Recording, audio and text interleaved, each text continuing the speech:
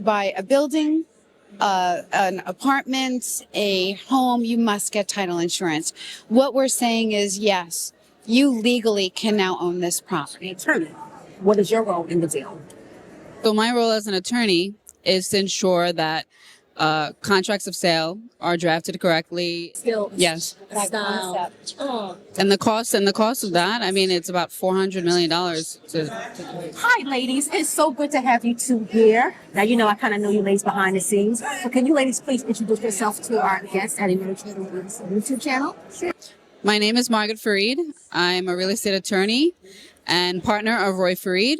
My firm handles real estate transactions, business law, and as well litigation. Okay. Hi, I am Susan May-Mclean, founder of Horizon Land Services, and we do title insurance, commercial and residential nationwide. Okay, now, ladies, we're going to get right into it. My first question is, what is the difference between a title agency and a real estate agent when it comes to closing these deals, especially in New York City? Can you guys give us an example of what's the difference between the two when we're closing deals, especially in New York City real estate? Absolutely. A title insurance company handles insuring the past, not the future or the present. Basically, what happens is if you're going to buy a building, an apartment, a home, you must get title insurance. What we're saying is, yes, you legally can now own this property. Okay. All right. And what about you, Margaret? Coming from an attorney, what is your role in the deal? So my role as an attorney is to ensure that contracts of sale are drafted correctly, that all of the applicable provisions to protect my client, whether they're a seller or a buyer, are complied with, ensuring that, you know, the clients, their wishes and desires in terms of having free and clear title are in the contract, making sure that if there is ever a default, you know, that their deposits are safely secured back to them. We kind of oversee the entire process, and we also work with title as well in terms of clearing all of any liens, judgments, title issues. So we're very instrumental. Now, don't forget to download my new ebook where I'll be providing the simplest steps of how to safeguard your critical documents through the loan signing after you close on your residential or investment property. Don't forget to download in the description bar below. Thank you so much for your support. Now back to this episode. Ladies, something, especially living in New York City.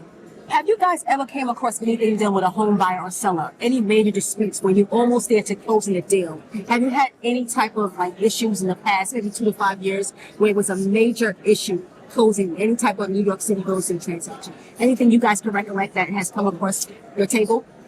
I had a major issue closing a large commercial building in Manhattan, and the buyer of that building was purchasing the air rights to the building next door. Now, for those, Susan, tell them what is air rights. Air rights are your building availability per square foot. So basically, it's to be able to distribute weight properly. So if you have one building and you want to build another story and you don't have the air rights to do so, you can buy it from the building next door as long as the weight is still distributed correctly. Problem was, this building had setback restrictions that were put on by Jackie Onassis over Grand Central. We were able to actually work with Albany and write a new exception to be able to move forward and permit our client to purchase those air rights. But that was very difficult, very long. Nobody thought we could do it, but we did. We were able to close that deal. We closed that deal. And what about you? There's one transaction that came to mind that we were overseeing. And this transaction actually ended up in litigation. It had to do with air rights as well. So in this particular transaction, there was a hotel in Manhattan that a client was purchasing, and they wanted to purchase as well air rights. But the thing is, with air rights, you have to have the proper documents such as a Zelda. And if certain documents aren't drafted correctly, if they're not recorded right away at the closing, you essentially transfer nothing. You don't transfer air rights, right? You get nothing. So we had a client that, I don't know, put a deposit down of $2 million. And when the documents weren't recorded appropriately, you know, they didn't receive any air rights. They essentially paid for nothing, right? So that was heavily litigated, and unfortunately, the court found that they were not in the right somehow, and they had to just give up their deposit. But it's stuff like that. Which leads me to my next question. What is air rights? I'm hearing air rights a lot. Is that something major that happens in New York City because of our area, or is that something that's typical when you time to close the deal? Is air rights a big issue, especially closing in New York? I mean, in my experience, I don't think air rights are an issue. It's usually what developers like to see if there are additional air rights that you can build up. So you can always add more floors to a building. Building up is, you could, yes, absolutely. Build up or build, exactly. Build up, or you could build wider, but it really depends on what properties next to you also have air rights or don't. Which segues to my next question. What was the biggest deal that you ladies closed over the last 10 years that you can remember? It's like 265 million recently, Liberty Avenue. Liberty Avenue. Yeah. Susan, how was that, the whole process? Easier than a residential transaction. The commercial, you're doing the exact same work, basically.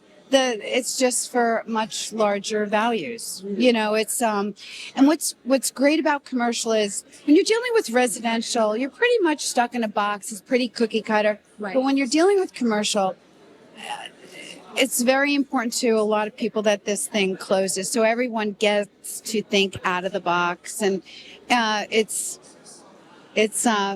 a lot of fun. Commercial is a lot more fun than residential. Not that I don't love residential, but it's just a lot. Which is it's weird because you would think residential would be such a smooth process. So much nuance, especially in this great great city of New York. We have so many processes to go through. And what about you? So interestingly enough, my partner and I are still involved in negotiating a deal, very large deal in Manhattan, and we are working with a developer who's actually doing ground up development. They're going to be doing, they actually purchased, I think, about 30,000 square feet of air rights, and they're actually building a rotating hotel. The floors are actually going to rotate in the building, and they're working. Repeat that again for our listeners. Rotating hotel. So the floors in the building is going to actually rotate, and we're working with the top developers and top architects in the world to get this accomplished. Yeah. That's interesting. Didn't we used to have those in our former towers? Yes. Okay, so they're bringing that back. Yeah. That was the rainbow. Was it the rainbow? The rainbow. I remember. Yeah. I gotta think about. I remember going up and we have that. Yeah. So it's interesting to see that still. That Style. concept. Oh. And the cost of that, I mean, it's about $400 million to do $400 million. Yeah, $400 million project. Okay. And the funds are, everything is clear. Everything. Yes, and we're going along. Yes. Which leads me to my next question, ladies. Now we talk about diversity in real estate, and we're dealing with so many people from so many different backgrounds. Susan, you tell me, why is it important to have diversity, especially in real estate nowadays, when we're all trying to collaborate, especially in these trying times? You know, this has been a challenging 2023, and we're looking what's going to happen in the next 12 to 24 months. Yeah. So what's your take on this, Susan? Diversity. Well, honestly, real estate has always been a male-dominated industry. And 25 years ago, when I opened up Horizon, we were few and far between. I remember being at closings, larger commercial deals, and just thinking to myself, stay still, don't move. They might not notice you're here. Interesting. But now the numbers are narrowing, and diversity is, as long as they can do the same job, I would always lean towards going towards a minority company. But I would never compromise the clients. And right now, there's more and more and more, and they're getting some muscle finally. So nobody's really looking to or needs to be quiet at the table anymore. We can all bring our own, our best selves. Yeah. Especially being a notary loan signing agent. I'm here sitting with you two every day. Yeah. And also, too, I've helped facilitate loan signings for attorneys near and far. And sometimes if it's out of state, property, I'm the go-to girl. I'm the face. So we have to show up. We have to represent. and make sure the client is taken care of from the beginning to the end to the funding process. So I definitely agree with you, Susan. I know that's very important. And as long as you keep championing that, I definitely the future is wide open. And what are your thoughts? When it comes to diversity, I mean, it's extremely important, especially in New York City, right? It's a huge melting pot, all different ethnicities, all different languages. I mean, my firm is a woman-owned. My partner is Chansani Roy. Yes, woman-owned law firm. And we have a lot of clients from different communities, Asian community, Indian community. You know, you have the list just goes on, and we can't tell you how many clients come to us, and our employees are also diverse as well. So we have people that speak different languages. Clients come to us, they say, I don't speak this English. Multilingual. Yes, absolutely. Sometimes you can have someone just get used by this and just get some, to help close that deal for that client. That helps everybody. So this is a challenge, and sometimes clients feel comfortable with they want to speak at their native tongue, and they have someone in the firm so focusing.